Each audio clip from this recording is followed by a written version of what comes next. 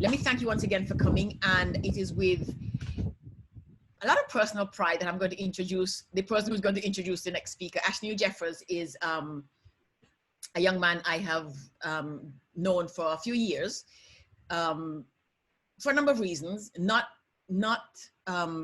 least because he's a young man with initiative and interest and who wants to get engaged and do stuff and express himself. I remember him telling me once that in Montserrat, he kind of feels like a lion trapped in a cage, because he recognizes the potential, the possibility, but also the limitations that Montserrat has. So I'm really proud that he has joined us for today, and I'm hoping that he will continue to work with us, because he is one of the young people that we think can drive the engines and make some things happen in Montserrat.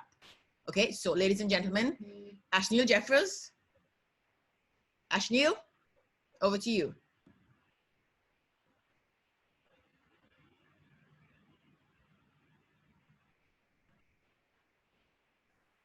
Okay. All right. Good afternoon, everybody. Thank you so much for the introduction, Shirley. And I really appreciate it. Me and Shirley, we've known each other for quite a few years now, for real. And she has really mentored me and really helped me in becoming the person I am today. So I'm really grateful for her. So just to introduce myself, I'm Ashneil Jeffers. I'm 22 years old. I'm an online tech entrepreneur. I'm mainly focused on like any sort of online business you can talk to me about, basically. I've done pretty much everything and failed at pretty much everything as well. And I've learned a lot from everything as well.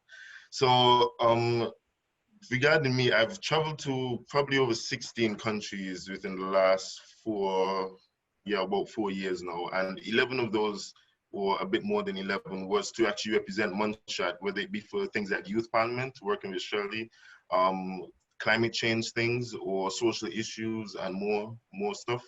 I have a really strong interest in climate change and its effect on Montserrat and the Caribbean.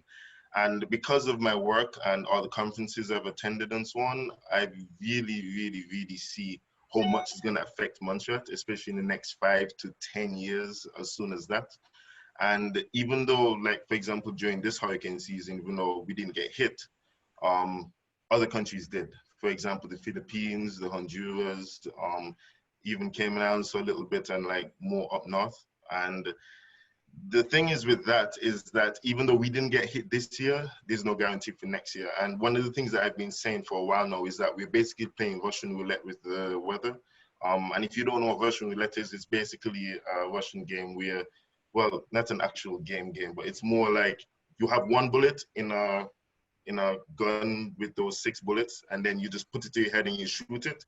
And if the bullet doesn't hit, then yeah, you live for another round, and you give it to the other guy, then he does it, and then basically eventually the bullet will get shot. And this is how I feel like what we're doing right now with climate change, because even though we don't get hit this year, it might be next year. One of the things as well is that with climate change, I know I'm not going to be talking about climate change for the entire time, but I just wanted to go and mention it a little bit, is that damages for climate change, and just showing how important it is that just over the last 6 decades, the prices of damages and so on have gone up significantly. So from 1960 to 1969, the damages were 5.8 billion. From 70 to 79, it was 9.3. From 80 to 89, it was 26.2 billion. From 1990 to 1999, it was 62 billion. From 2000 to 2009, it went to $307 billion in damages. And then from 2010 to 2019, $474 billion worth of damages just from hurricanes alone.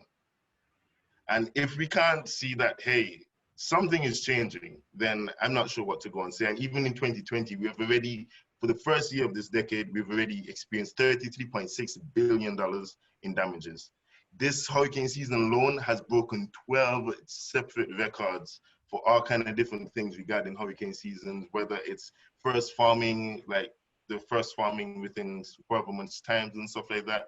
And like, it's basically it's getting a lot worse, and we really need to look at it. Maybe for the next Montserrat conference, we can also talk about that too.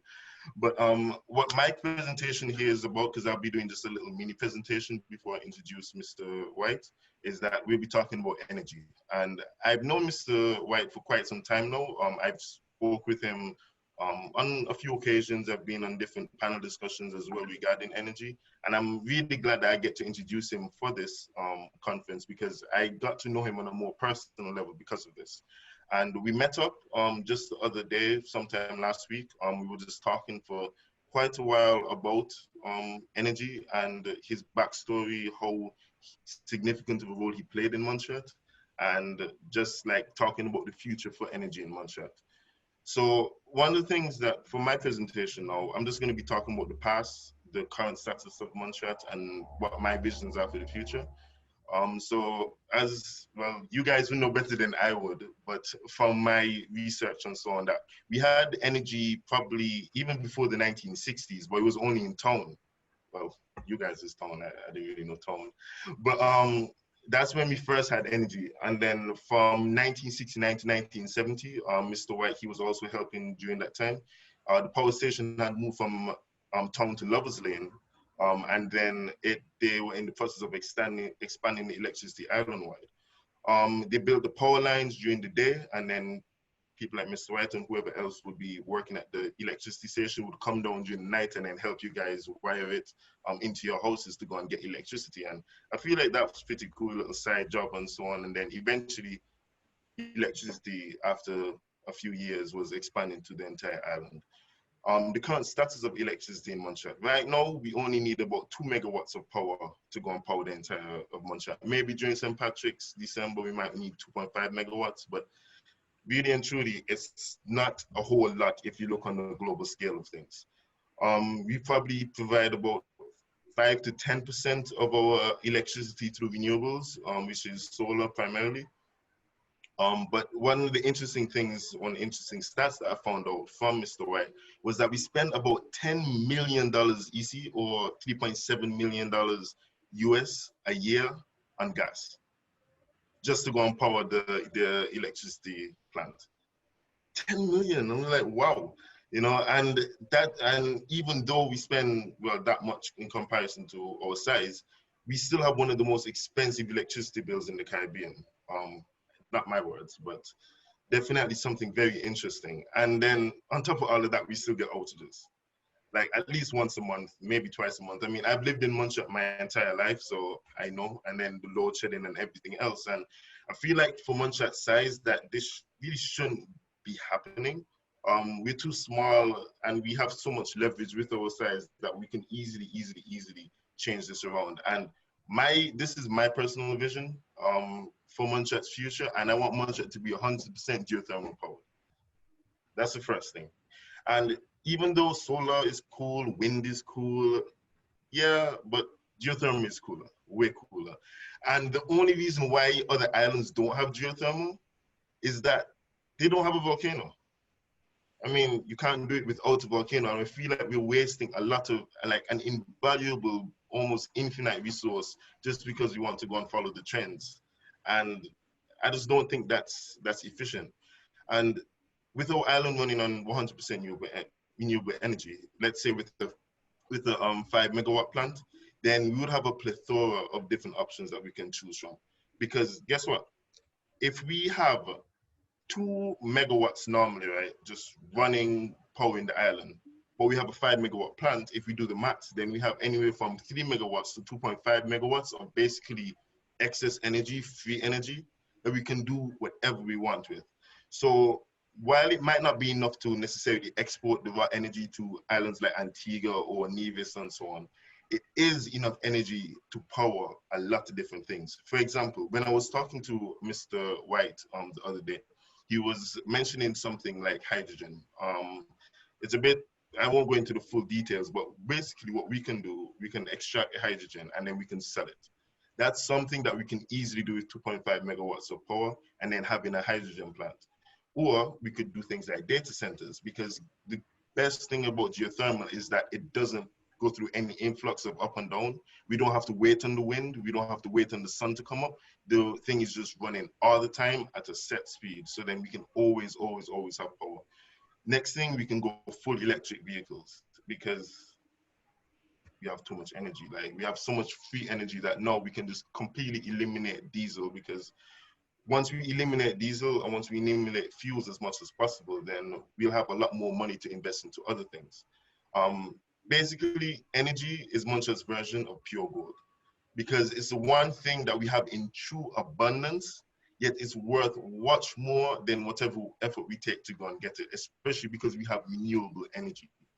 So after that, what I'm thinking for the future of Montserrat is, so then, yeah, we have the geothermal plant, but we don't just stop there. We actually do use solar, sorry, and we use solar and battery. And what I want to do, well, not what I think would be nice is that if we could make every island, every house become off the grid, in terms of like each one of them can supply their own power with through solar and battery, to have their own battery pack, have their own solar panel, and basically give everybody their own independence towards electricity. And the reason why I'm saying that is because, one, it will increase our resiliency when power might go out and so on during hurricane or something.